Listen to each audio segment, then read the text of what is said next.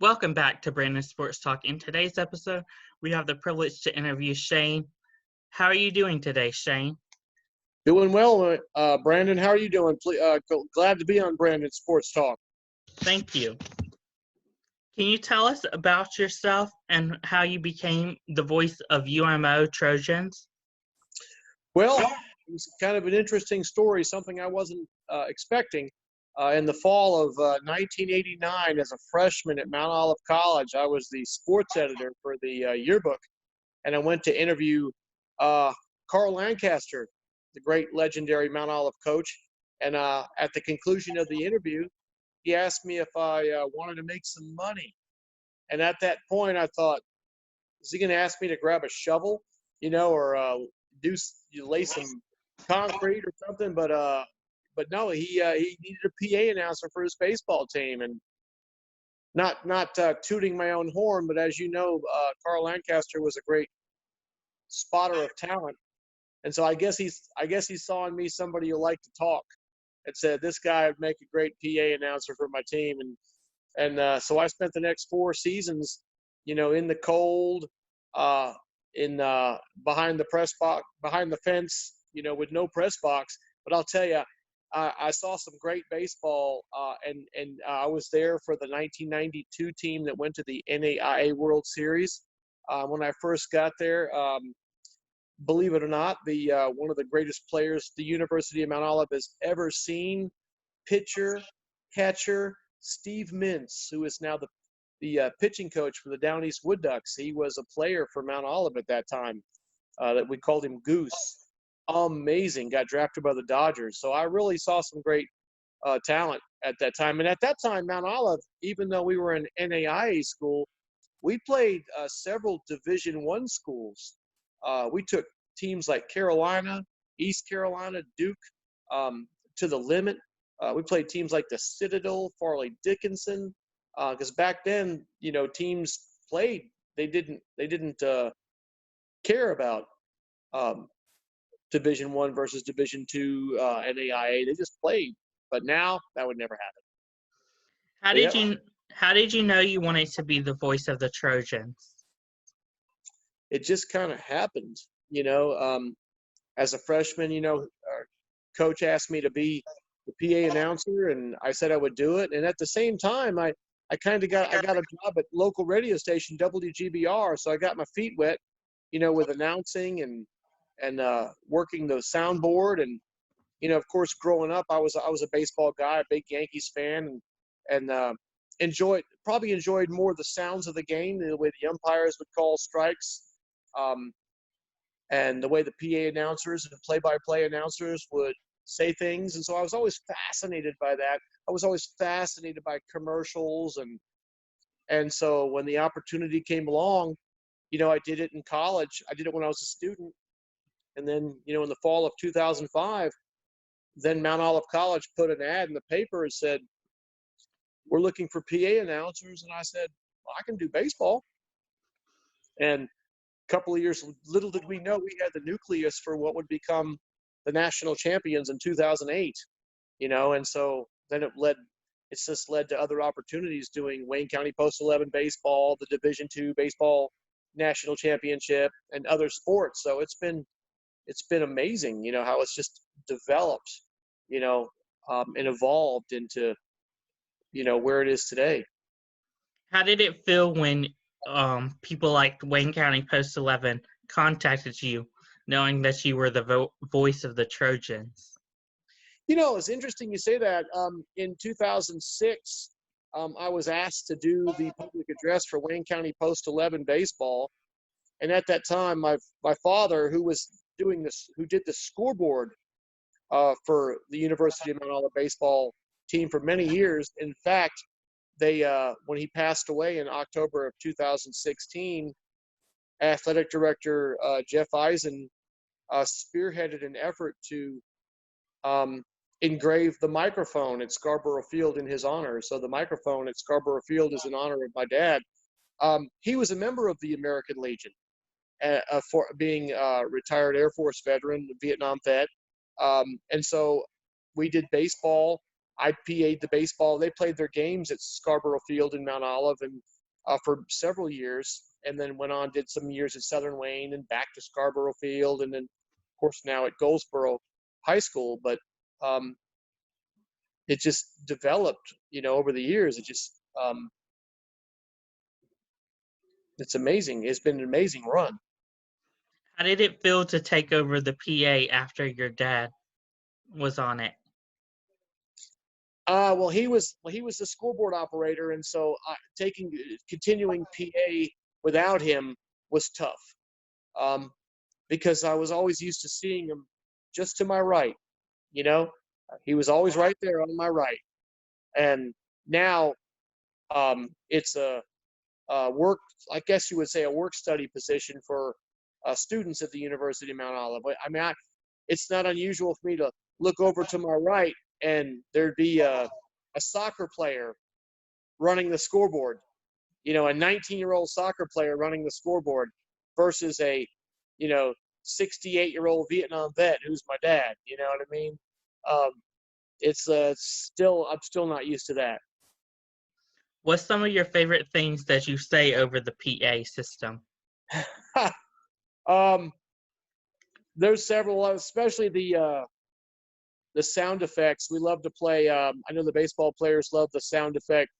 I love turtles, or or when we score, like when Junior Snow gets a double. We love to play from Talladega Nights, Shake and Bake, and of course the Yankee strikeout whistle when the opposing team strikes out. I'll give you an example. I normally play the Yankee strikeout whistle, but I'll give you an example. A couple of years ago, we got wind that the entire Limestone baseball team had spent the previous night at the bowling alley, and so they came in to play Mount Olive the next day. And how we found out was one of our students just happened to be at the bowling alley that Friday night, and just happened to mention that to me. So that next day, when their players were striking out, I played the sound effect of the ball being rolled down the bowling alley and striking the pins. I just wanted them to remember that if you're coming in to play the great Trojan baseball team the night before, it's not a good idea to go, bowl into the wee hours of the morning, and then come play us. But we do love, and I do, of course, I love I call out the sponsors. We love what Piggly Wiggly sponsors our home runs, and I love to call them out, and Matthews Motors, and they sponsors our walks. So I love every aspect of it, every sound. How is it to cover the basketball and softball and other sports games for the PA? I'll tell you, first and talk about softball. The girls are amazing, and let me tell you, if I wasn't doing a baseball game, I would be right there. The softball, the softball players have always been and are amazing, and I always consider them, Lady Trojans. They're no different. They're just as tough as the baseball. They're tougher in a lot of ways than the baseball team. These girls are tough, and they love what I do, and I love playing. The Carnegie Arena is amazing atmosphere. I love doing the basketball games. I love the atmosphere. I do wish that the atmosphere was would come back like it was in years past. You know what I mean? We've got the largest student population in the history of the university, but the student attendance kind of struggles at basketball games, and and I feed off that. But basketball, there's no better show in town. I mean, if you can't say you don't live in the Mount Olive area and there's nothing to do when you've got great basketball action and great talent, and you're not paying, the high dollar prices to come see it. Great thing to see. What advice would you give somebody wanting to be a PA? I'll tell you, first of all, you got to want to, but practice. But I would say by get ready by listening to PA announcers. Listen to PA announcers, play-by-play guys. Listen to the different styles. Let it soak in. Number two, learn the game. Know what you're talking about. It's one thing to have a great voice, But if you don't know what you're talking about, people can spot that right away. And then number 3, I would practice enunciating. Read billboards. When you're driving down the road and you see a sign on the back of a truck, practice. Practice. Saying things. Like Highway 55, burgers, shakes, and fries. Things like Piggly Wiggly, where good things cost less. Practice saying it up and down and stuff. Stuff like that. Just become better every day, and then critique what you do. I'll give you an example. When I do a game, after the game, I go home and think about that game. I think about, well, could I have done that better in the 5th inning, or in the 3rd inning when JT Stone hit that home run, did I play his walkout, or did I quick enough, or did I play the home run song long enough? Just things like that. Just get better. I was taught a long time ago when I first started working in radio. My general manager looked at me. He said, "Be prepared. Think ahead." And I watch a different game than other people. While we're in the 4th inning with 1 out, I'm thinking about, all right, if he gets a base hit, what am I going to play here? If in between innings with Mount Olive coming to bat, I got to play something that's going to pump them up. You know what I mean? You got to think ahead about what you're going to do, because I feel a lot of public address announcers would say, okay, you got to do this, you have to read the announcement, but I feel like you have to do all of those things, but my primary objective is to help the Trojans win. I don't want to get thrown in jail, but I want to help the Trojans win. So that you should help your team win, because it's a home game. How hard is it when people like on the other team is like complaining that like they play too much or something like that? You mean like the other team would complain about what I do? Yes. Oh, that's happened, and you got to be prepared for that. On the college level, if somebody complains, most of the time it's not going to be a direct complaint to you. It'll be an email to your university, which will then come to you and say, okay, Shane, we got some emails. On the high school level, on the American Legion level, you're out there in the press box. You might as well be out there in the cornfield. That complaint is coming to you direct. And you got to be prepared for that. But it goes along with the territory, because some people are shocked by that because they're not used to that. Most people don't. I'll give you an example. Last year, the umpires that umpire on the American Legion level, on the high school level, there's a couple that probably don't believe that we should be playing walkout music. And so they're not exactly in favor of what I do, and they've made it known. And there was an incident where they complained about what I did in what the music I was playing and the timing of the music. And I got to say, my man Adam Pate had my back, because he realizes, and what a great job he has done to electrify the Wayne County Post 11 program. And he had my back in that particular instance, and that made me feel good, because it's the new, because they come from a time where, and I did too, you don't play music when someone walks to the plate. You don't do those things, but that's the way it is today. It's a show, and motivation is everything. If you're not motivated, motivation is everything. Momentum, everything.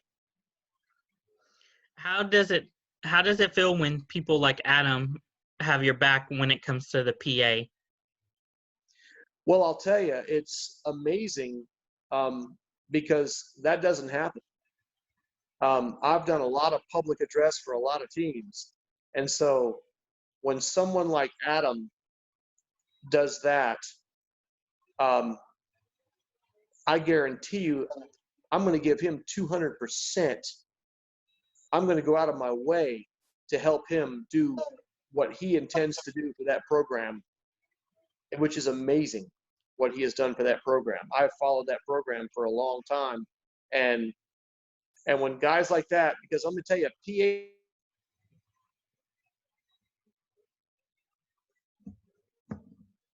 PA announcer, even if he hit the ball out of the park, he's the guy that douses gasoline on that fire. And he's the difference between someone saying, honey, do you want to go to the game tonight or not? What players do you think are your best players for the PA system? What do you mean, like my favorite players over the years? Yes, your favorite players that you've had their walk-up song for. I've had a bunch. I've really had a bunch, especially on the UMO side.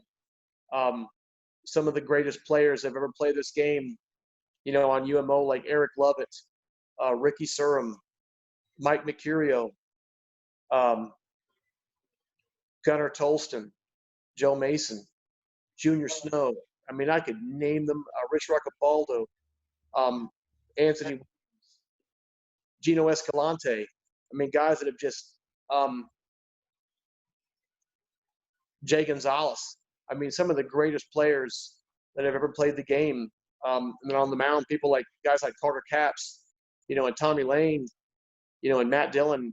I mean, it goes on and on. And then on the American Legion side, a lot of these guys played both for American Legion and Mount Olive, like Jackson Massey.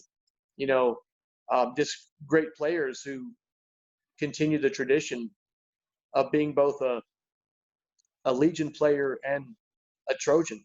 But yeah, I especially love it when a player goes to step in the box, he takes his time and lets the song soak in. Same thing on the softball side. I've done the last couple of seasons of Rosewood softball, and those ladies are amazing. To watch great players like Lane Marek and Mac Amadeo and Alyssa Smothers, and RJ Myers, and watch these ladies come to the plate, and they're just as fierce as any baseball player. And the way they step to the plate and soak in, of course, on the Mount Olive side, ladies like Kayla Allen, and Alyssa Pickle. I mean, it just goes on and on. It's just amazing how and they really appreciate, the hype that it brings, when they come to the plate and being able, because atmosphere is everything. I'm telling you, I have spent so many years, Brandon, getting inside the head of the pitcher.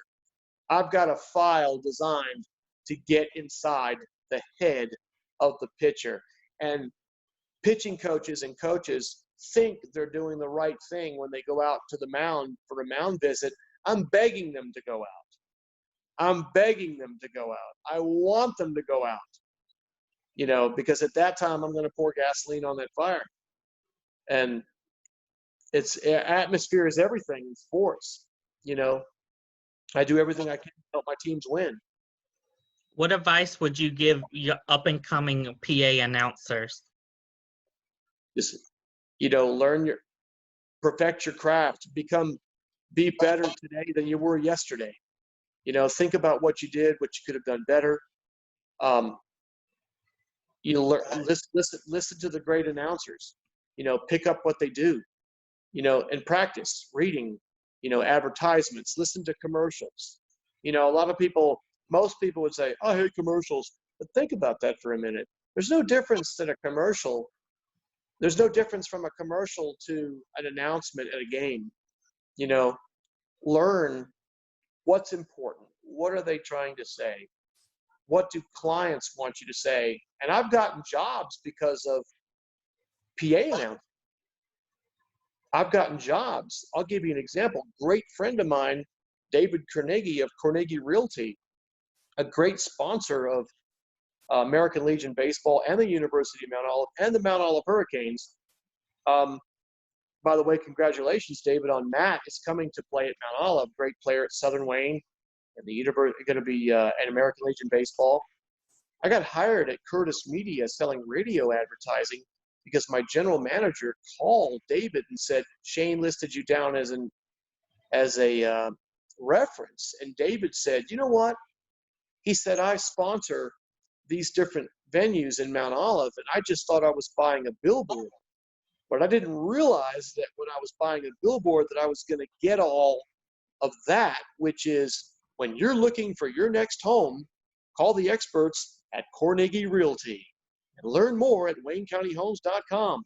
Those types of things, and promoting, giving not just a $300 billboard, but the game day experience, and so everything rolls up. I never realized that until David said that. And I was like, wow. And so don't think I don't say it a little more with a little more gusto these days, And that goes for everybody like Southern Bank, Highway 55, Piggly Wiggly, E.T. Farrell and Sons Heating and Air Conditioning, all these different companies that sponsor all the Mount Olive area local sports. It all rolls up. And that's what gets these companies and these folks investing in these programs. And for example, Wayne County Post 11, if you're listening to this, download the Wayne County Post 11 app. That's a great thing. That's amazing that you have accomplished that much since being on the Voice of UMO. How is it being on the Voice of UMO? Well, I love it. I love it. It's my passion. It kind of fuels everything else I do in life. I look forward to it. It's kind of my outlet. I love to turn the microphone on and help Mount Olive win, no matter what sport it is. Even if it's a sport I'm not too familiar with, like lacrosse, or track and field, I do everything I can to help Mount Olive win.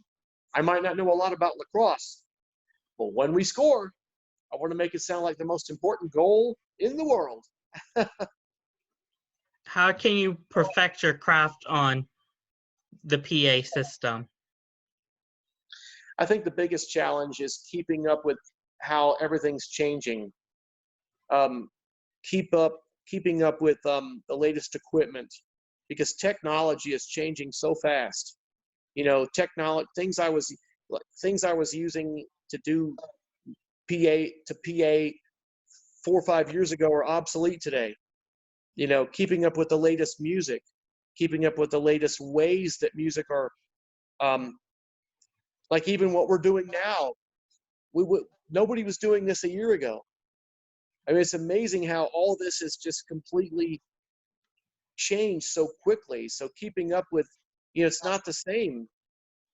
Back in 2006, and we were playing CDs, and now everything is. And I'll give you an example of that. I still love to use a laptop with a program with MP3 and WAV files. But now when doing the public address for the University of Mount Olive and getting pregame warm-up music and walkout music, now it's like, oh yeah, we got the list here. It's on Spotify. You know what I mean? All this is, Spotify was the pipe dream 5 years ago, but the interesting thing is their motivation is not, their goal is not my goal. Spotify can't do what I do at a game. When a guy lines a base hit to right field and 2-run score, Spotify ain't going to get it. But Spotify is meant for playing a playlist on a Sunday afternoon at the beach. You know what I mean? But when you want when the Trojans have runners on second and third and one out and Joe Mason at the plate, don't call Spotify. Call me. That's what we do. It's a big difference. How has it been since the coronavirus happened, not being able to announce softball games and baseball games for UMO? It's been tough. It's been heartbreaking. I hate that, because I know that the players are starving. The players miss it, and just watching their tweets and their posts on Instagram, they literally had their season ripped away from them, and it's been tough, being an announcer, because it stops overnight. I mean, I literally right before they canceled everything. I had 2 consecutive weekends of baseball playing. We had a big series with Belmont Abbey coming up for baseball, and all of a sudden, it just stopped, and it was like, what am I going to do now? Yeah, I know over here, for me, I was planning on going to plenty more UMO games and Rosewood softball games. Then all Oh of a yeah, sudden, I got that ding that, oh, we decided to cancel the season. yeah, it happened. It happened overnight. It literally, it's been heartbreaking. I mean, it's just, we're in a whole different world now. I mean, I can tell you that the world has changed as we know it. It really has. And it's going to be completely different from this point forward. But I think if we find a vaccine for this thing, that's gonna be the key, because otherwise, I mean, we could be in the middle of playing basketball in the fall, and then say, you know what, we go suspend basketball for 2 weeks because we've had a flare up. But yeah, it's been tough. We've had a lot of good friends of mine on the Mount Olive baseball and softball teams. It's been heartbreaking. Mount Olive softball was off to a great year, great team, and our baseball team 19-4. I mean, we were poised. The showdown between Mount Olive and North Greenville on the baseball side was coming, and it was going to be a good one. And it's been tough, real tough, just tough. And that on top of, the tragedy that's struck Mount Olive this year with the loss of several student athletes, in the car accident. But I'll tell you what, it's the athletic department at Mount Olive and the university administration has done a whole lot to rally behind everybody and try to make the best we can out of the situation. It's been tough. How has Mount Olive been? I know they've been saying like Trojan tough. Can you tell me how Mount Olive has been when it comes to Trojan tough? You've seen a resilience, and the University of Mount Olive family is a close-knit family. We're close. All of us have been communicating on social media with each other, Zoom, Instagram, Twitter, everybody's Snapchat, everybody's talking to everybody.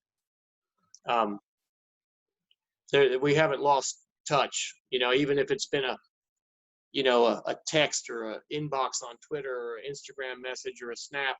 Everybody's talking to everybody. And I'm sure that's the way it is with all the universities and colleges across the country, even the high schools, especially with social. Can you imagine if going through everything we're going through now without social media? It would be, I can't imagine how we would ever communicate with each other. We'd be mailing letters to each other, and then we'd be afraid to open the letter, but I think that's what's happening is social media has made it very possible for everybody to go, hey, you know what I mean? It's just amazing. Where can my followers find you at? You can find me on Twitter at Brojan Baseball, at BROJAN Baseball, and on Instagram at Sugar Shane is Boss. The boss of what, I don't know, but I just thought that was a cool handle. I'm on Facebook also as Shane Joseph Aube. I'm on Snapchat at Sugar Shane 47. I'm on Zoom, but I don't know what that handle is. But you can inbox me, I can tell you. I'm sure I'll get a flood of followers from this. But hey, man, I appreciate the invite and the interview. Thank you for your interview. Thank you for listening to Brandon Sports Talk with Shane. You can find Brandon Sports Talk on Facebook at Brandon Sports Talk, Instagram at Brandon Sports Talk, Twitter at Talk_Brandon, and you can also find me at YouTube at Brandon Sports Talk. Don't forget to like, share, and subscribe. And also, you can email me at brandonsportstalk@gmail.com if you would like to be on any other videos or have any questions. Thank you. You're the man, Brandon. You're the man.